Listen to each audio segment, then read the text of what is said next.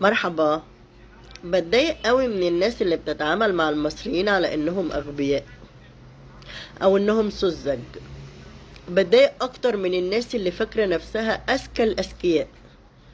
يعني بتتعامل دايما، ان في مقولة تقول تعامل مع من امامك على انه اذكى منك الى ان يثبت لك انه غبي. بصراحة يعني شيء غريب.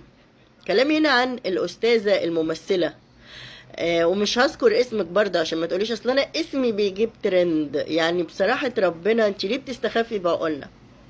طلعتي مع الأستاذة المحترمة المخضرمة علا شوشة وقلتي بعض كلمات، منهم كلمة انتوا بتحاربوا مؤسسات الدولة. هو حضرتك كنت من مؤسسات الدولة واحنا مش واخدين بالنا ولا حاجة؟ احنا يا فندم بنحارب الفساد والفاسدين اللي بيفشلوا الرئيس، الفاسدين اللي من زمن مبارك، فهماني سيادتك؟ الفاسدين اللي بيستغلوا المصريين وصحتهم وعافيتهم. فيا ريت حضرتك ما تتزكيش على المصريين. حضرتك دلوقتي لما تطلعي في كل انا هفنط كلام سيادتك على الكلام اللي سيادتك قلتيه، مش هفنط كلام سيادتك على اي كلام من عندي. اوكي؟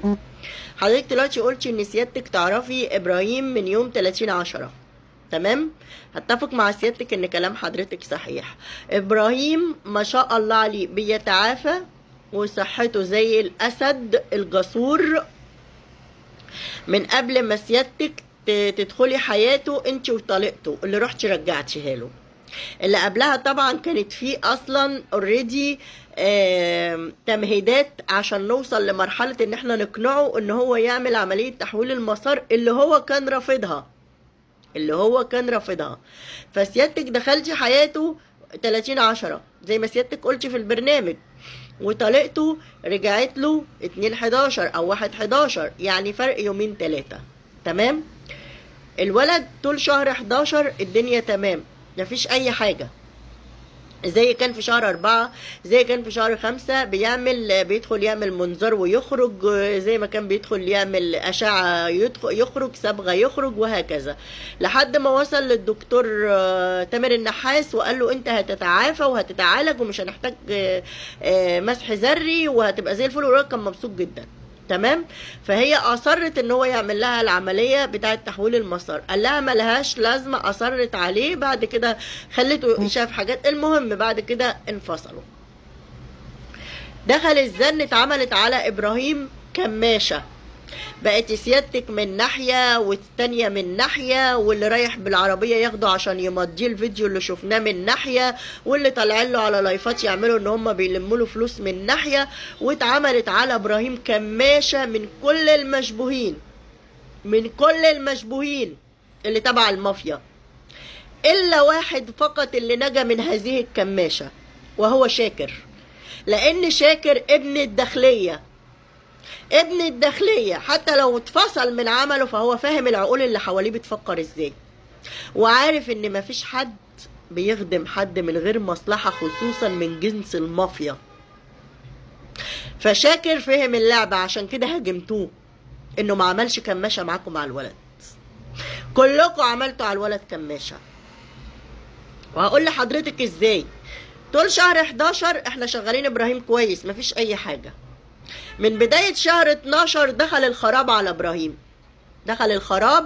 ابراهيم. وهقول لسيادتك ازاي. ابراهيم عمل عملية 4/12 بحجة ايه؟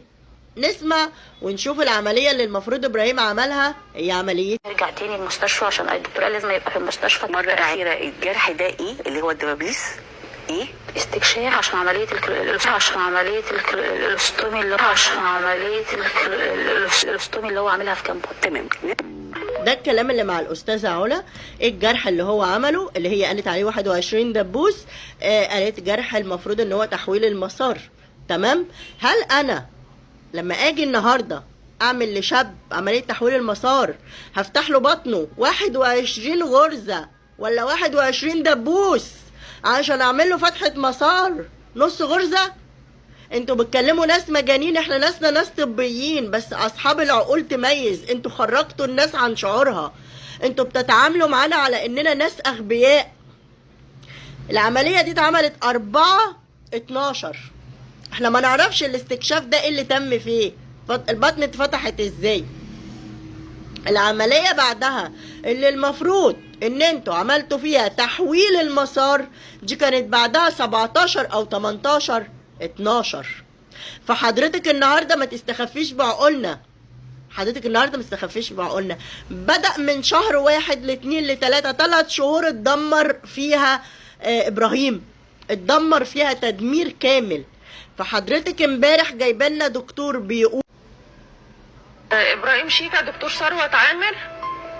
الو الو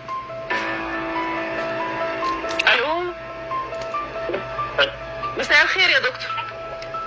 طيب مساء النور، اهلا وسهلا. ازي حضرتك؟ منورنا.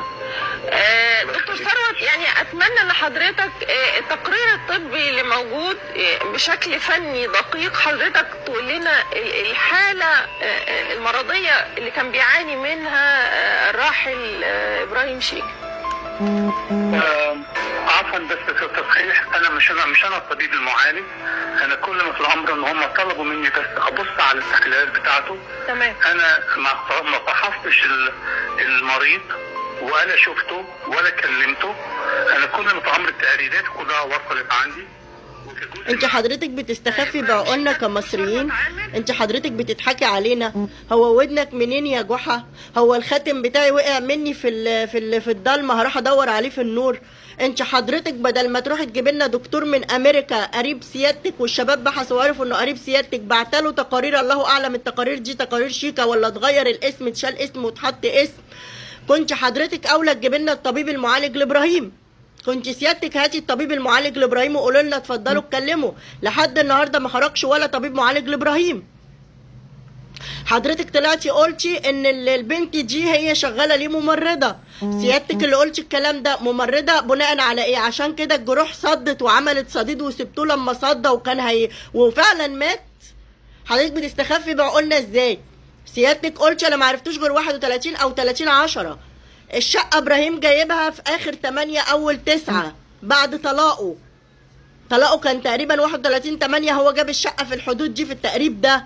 فحضرتك يبقى هنا في شقتين، حضرتك طلعتي انكرتي ان في شقتين. سيادتك طالعة بتتكلمي او بتستشهدي بالمسح الذري. اي مسح ذري فهمينا، اي مسح ذري، اي مسح ذري عمل لك ايه الشاب ده عشان تعملي فيه كده؟ ربنا ينتقم منك في ابنك، عمل لك ايه؟ اي مسح ذري. طلعتي المسح الذري وقلتي هو ده المسح الذري على ايدين محمد ايهاب. احنا مش عارفين بصفته ايه محمد ايهاب بيورينا المسح الذري، شفناه. اتضح ان التاريخ جوه على الجلده غير جوه الصوره نفسها، الاشعه نفسها. تمام. الشباب كتر خيرهم اكتشفوا ان في تزوير. حضرتك بره 25 وجوه 26، فرق 3 شهور او 4 شهور عن المسح الذري بتاع شهر 2 اللي انتوا عارضينه. تمام. حضرتك طلع محمد ايهاب صحح المعلومه وقال يا جماعه لا دي مقارنه، انتوا فهمتوا الوضع غلط. هعتبر ان كلام حضرتك صحيح وان دي مقارنه. حضرتك انا عشان اقارن لازم يبقى عندي صورتين اشاعه، مكتوب على الاشعه دي 24 يبقى مكتوب على دي 25. ما هو انا مش هقارن 24 بجلده 25. حضرتك بتستخفي بعقول المصريين قوي، بتستغبينا قوي. احنا لسنا اغبياء. كفايه كذب وتضليل. والله العظيم انتوا بتحاربوا الذات الالهيه، والله العظيم دي اصبحت عداله الهيه. اللي اتعمل في الولد ده ما يرضيش ربنا، اللي اتعمل في الولد ده ما يرضيش ربنا. اي مريض كانسر في العالم بيتكتب له ترمادول وسجاير فواكه عشان ياخدها. شفتي حضرتك الروشته اللي انا نزلتها لك دي اللي كان كاتبها له الدكتور تامر النحاس، اللي قال له انت ما فاكش حاجه وانا هعالجك. حسبنا الله ونعم الوكيل.